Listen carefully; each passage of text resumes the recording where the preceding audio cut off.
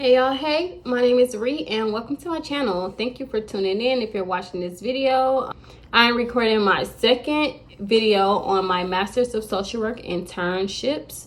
The first one was about me interning at a nonprofit organization, so if you haven't watched that video, please go tune in. This video is about me interning at a hospice center, which is my current internship. I am in my advanced year of my Masters of Social Working program, which means that I graduate this year and I cannot wait. So it is December 2022. I graduate May 2023. This is the last day of the semester, of the fall semester, so I decided to record this video. So let's get into it. I attend University of Louisville for my Masters of Social Working degree. I am also getting a certification because I'm concentrating in psychosocial oncology. For me to get that certification at graduation, I had to intern at a place that serves terminal ill patients. I also had to write a paper to get into the program and take the psychosocial oncology courses, but we're here for the internship. My internship, we have an outpatient social worker and an inpatient social worker. The social worker has to go into the patient home once a month unless the patient or the caregiver requests the social worker to come more frequently. We meet with the patient and caregivers at their home once a month. We assess the patient mentally, emotionally, socially, physically, and spiritually. We have to input that information, of course, fill out a form and online and input that information into our software. We talk with the patient and the caregiver. If the patient is incompetent, then we just will check in on the patient but talk to the caregiver and just see where can we assist them. If they have any resources, we help with Meals on Wheels. We help fill out paper for FMLA for family members who need to get off work to visit their caregiver. Visit their family member. We what else we do? We help find caregiver support for those caregivers who might be struggling with caregiver depression or burnout. We also, and it's a must, we have to talk to the caregiver and the patient, if the patient is competent, about funeral homes and their process of that part of the hospice experience, which when patients come onto hospice, it's because they have six months or less to live and they just want to be comfortable. They don't want to deal with going into hospitals and doing treatment plans. They just want to treat their pain and be comfortable. So talking to caregivers about their funeral home process and about the patient dying was one of the hardest process for me, okay? I was not feeling it. I cried for like 2 weeks while going into patient homes, just seeing them there. And it was just scary for me because I never dealt with death so close.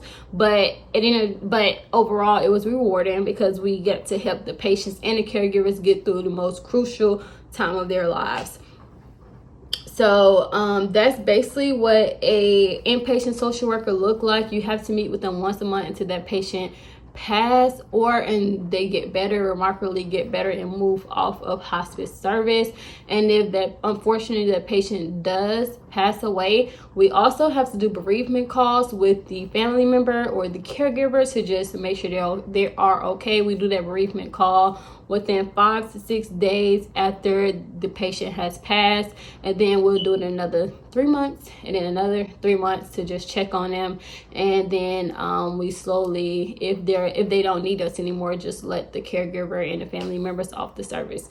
So that's what an inpatient social worker look like. Once again, it is very hard, scary for me at least, but it's also very, very rewarding just to be there to comfort the patients when they're going through this hard time, to make them smile, to be there to listen to them talk, because sometimes we deal with caregivers who haven't had anyone come over, because obviously people still have to work throughout this process and they're caring for the patient 24 hours, but other family members still have to go out and work and deal with their own family and immediate family, so they don't get to come as much as they like.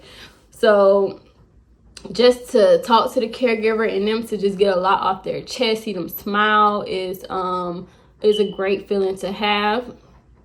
Now for the Inpatient social worker is 2 reasons why patients come to the inpatient unit.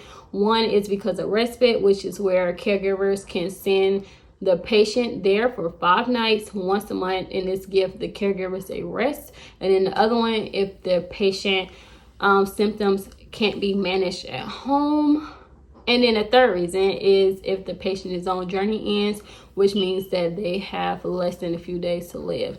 They come there, especially if their symptoms can't be managed, they come there so the nurses can work with the patient over 24 hours, like 24-hour service.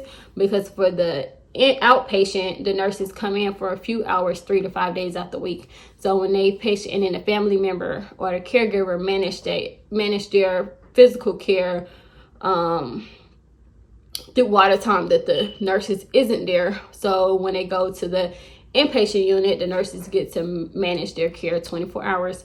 And as a social worker, we just go in, do the same thing, assess them for emotional, physical, social, spiritually, and mentally, to just make sure that everything is good. If we get a patient who isn't competent and they can't talk or anything, we just talk with the caregivers and update them. Sometimes we have to find long-term care facilities for patients, nursing homes, transfer them to nursing homes if the caregiver has reached a point where they can't care for that patient at home. And mostly just support the caregivers socially, be there for a shoulder for them to lean on, a person for them to talk to. Sometimes they don't want to talk, they just want to spend quality time with their family members while they are at the end of their journey. And I don't know if I missed something, but if I did, I will leave it down below. If you have any question, please feel free to comment and ask me, and I will respond. And if I don't know, I'll reach out to my hospice social workers.